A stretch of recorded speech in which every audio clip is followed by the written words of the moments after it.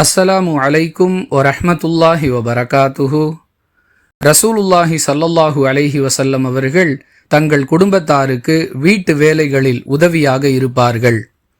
தொழுகைக்கான நேரம் வந்துவிட்டால் விரைந்து சென்று விடுவார்கள் என ஆயிஷா ரதியல்லாஹு அன்ஹா அவர்கள் அறிவிக்கிறார்கள். நூல் புகாரி, ஹதீஸ் எண் 676. அன்பிற்குரிய அல்லாஹுவின் நல்லடியார்களே, வீட்டு வேலைகளை செய்வது பெண்களுக்கு மட்டுமே உரித்தானது என்ற எண்ணம் பெரும்பாலான ஆண்களிடம் இருப்பதை பார்க்கிறோம். தங்களால் இயன்ற அளவிற்கு வீட்டு வேலைகளில் பெண்களுக்கு உதவியாக இருக்க வேண்டும்.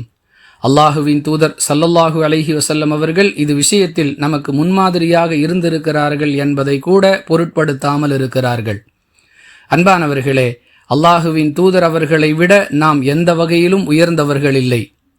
எதற்காகவும் நம்மை நாம் பெருமைக்குரியவர்களாக கருதி கொண்டு இதுபோன்ற விஷயங்களில் அலட்சிய போக்குடன் நடந்து கொள்வது நல்லதல்ல என்பது இந்த ஹதீஸ் நமக்கு சொல்லக்கூடிய பாடம்.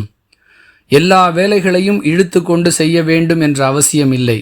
குறைந்தபட்சம் நம்மால் எந்த விஷயத்தில் ஒத்துழைப்பு தர முடியுமோ அவற்றிலாவது வீட்டு வேலைகளில் குடும்பத்தாருக்கு உதவியாக இருப்பது நல்ல பண்பு.